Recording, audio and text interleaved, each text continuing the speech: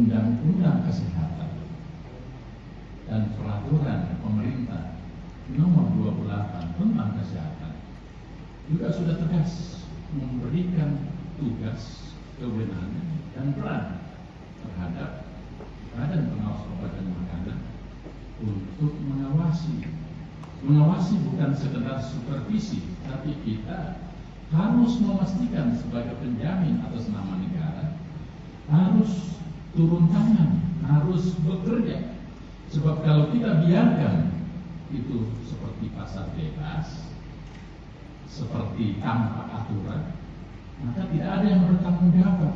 Kalau tidak ada yang bertanggung jawab, apa dampaknya? Tiba-tiba ada orang beli di toko-toko yang tidak jelas, lantas terjadi keracunan, siapa yang tanggung jawab? Dia beli, lantas terjadi side effect, siapa yang tanggung jawab? Bahkan ada yang mungkin terjadi korban jiwa. Tentu kan ini berbahaya.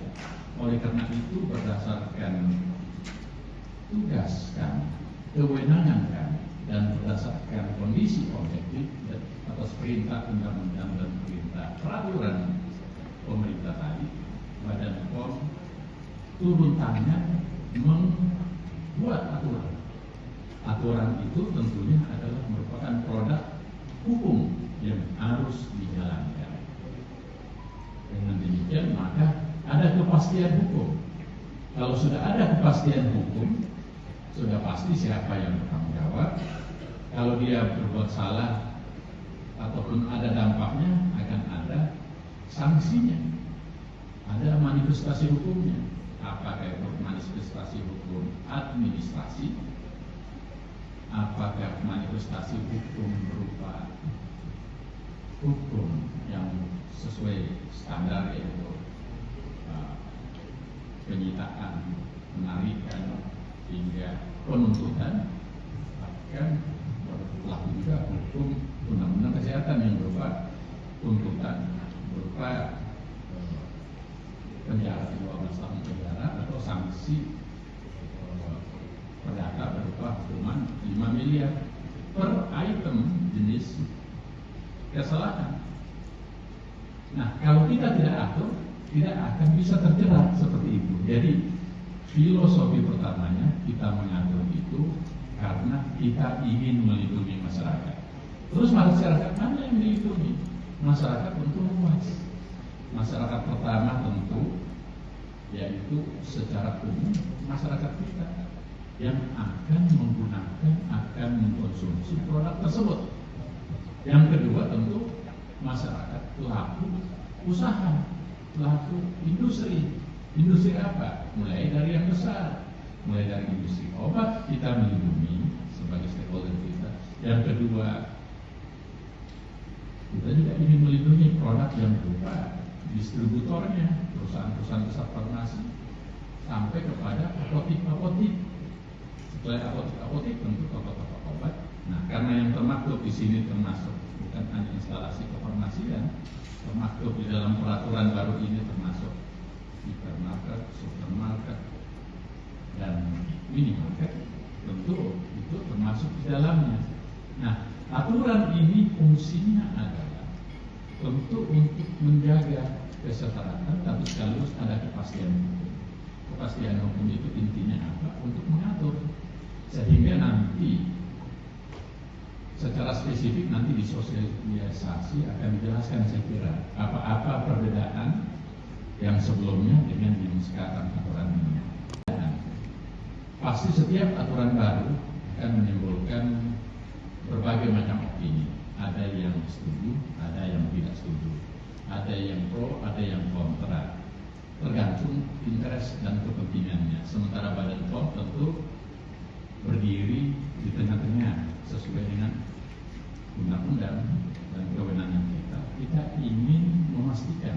Contoh yang paling konkret, dulu kalau orang mau beli obat secara legal kan di apotek, ya kan? Nah, kita tahu bahwa ada dua jenis obat, ada obat bebas atau obat bebas terbatas, terus ada obat yang harus menggunakan resep karena obat keras dan sebagainya. Nah, di aturan ini semuanya jelas di situ. Nah, termasuk misalnya berapa lama bisa dipakai, bagaimana proses penyimpanannya. Nah, khusus untuk yang berhubungan dengan supermarket, hipermarket maupun minimarket, aturan sebetulnya selama ini kenyataannya itu sudah, misalnya obat-obat bebas terbatas itu sudah ada dijual selama ini, tapi tidak ada aturan tentang itu. Kan kontroversi yang ada di sosial media itu fungsinya menanyakan tentang salah satunya, kalau itu diatur maka nanti mungkin salah satunya mungkin peran dari apotik mulai menurun. Sebetulnya kita tidak, kita ingin apotik tetap punya peran yang maksimal. Nah, kita hanya menambah hal-hal yang sebelumnya belum diatur, dan sekaligus di situ makna bahwa Badan POM berperan. Tentu undang-undang atau peraturan Badan POM ini tidak sepenuhnya keluar, kita sudah lewati lewat uji publik, dan kita punya referensi, contoh-contoh di negara, referensi kita, baik referensi kita misalnya 10 regulatori yang telah WTO Holistic Authority, itu regulator-regulator terbaik, itu menjadi referensi kami di Amerika, Eropa, dan tentu salah satunya Jepang dan UK atau Inggris, dan paling dekat Singapura. Itu diatur seperti itu. Nah, tadi ada contoh-contoh, terus ada referensi, ada uji publik dan sebagainya. Jadi percayalah bahwa tujuan peraturan ini bukan sekedar kita ingin membuat aturan baru, tapi nilainya adalah untuk mengayomi, melindungi, dan kepastian hukum untuk semuanya.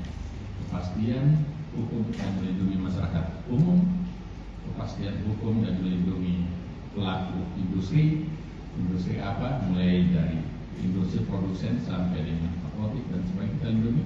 Yang baru, kita juga ingin memberikan guidance teman-teman yang hipermarket, minimarket, supermarket, inilah jalannya, mulai bagaimana cara memasangnya, cara penyimpanannya dan sebagainya. Cuma hal-hal yang seperti itu intinya saya yakin peraturan Badan POM nomor 5 tahun 2026 tentang pengawasan pengelolaan obat dan bahan obat di fasilitas pelayanan farmasian dan fasilitas lainnya, insya Allah ini punya dampak positif untuk semuanya dan lebih khusus lagi bagi bangsa kita. Saya kira